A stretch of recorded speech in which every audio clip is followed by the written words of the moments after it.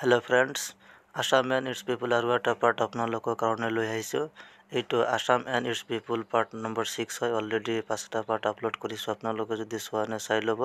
সক Assam and its people part 6 or প্ৰথম question অসমৰ স্কটল্যান্ড বুলি কোন ঠাই কোৱা হয় ইয়াৰ आंसर to হ'ব অপচন এ হাফলঙক অসমৰ স্কটল্যান্ড বুলি কোৱা হয় question number 2 অসমত শিখসকলক গুৰুদ্বাৰ ক'ত অৱস্থিত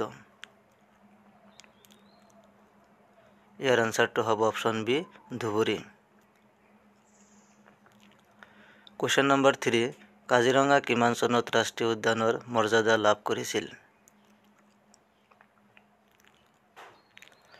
ইয়াৰ आंसर to হ'ব অপচন সি 1974 চনত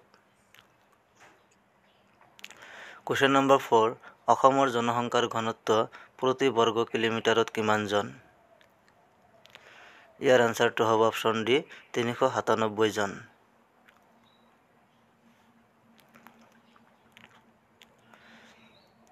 question number 5 অসমৰ দ্বিতীয় স্থানত থকা জনসংখ্যাৰ জিলা কোনখন ইয়াৰ आंसर to হ'ব অপচন বি ধুবুৰী জিলা আৰু অসমৰ প্ৰথম স্থানত থকা জনসংখ্যাৰ জিলাখন হৈছে কামৰূপ মহানগৰ জিলা আৰু দ্বিতীয় স্থানৰ জিলাখন হৈছে ধুবুৰী জিলা question number 6 অসমত দাস প্ৰথা কেতিয়া নিষিদ্ধ কৰা হৈছিল ইয়াৰ आंसर to হ'ব অপচন এ 1843 চনত question number 7 অসমত আফু খেতি কেতিয়া নিষিদ্ধ কৰা হৈছিল ইয়াৰ आंसर to হ'ব অপচন বি 1861 চনত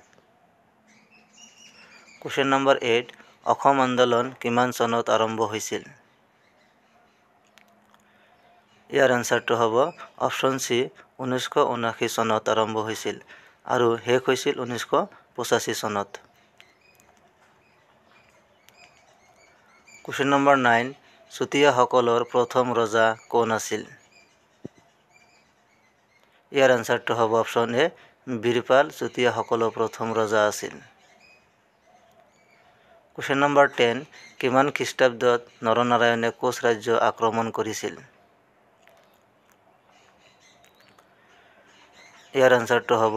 অপচন বি 1562 খ্ৰীষ্টাব্দত আক্ৰমণ কৰিছিল question number 11 নেটফিৰ মুখ্য কাৰ্যালয় ক'ত অৱস্থিত ইয়াৰ आंसर to হ'ব অপচন সি গুৱাহাটীত অৱস্থিত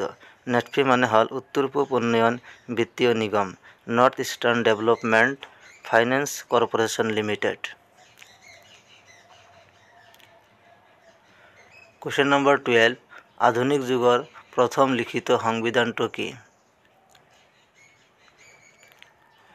ইয়াৰ आंसर to হ'ব অপচন ডি আমেৰিকাৰ সংবিধান question number 13 অসমৰ আঞ্চলিক কৃষি গৱেষণা কেন্দ্ৰ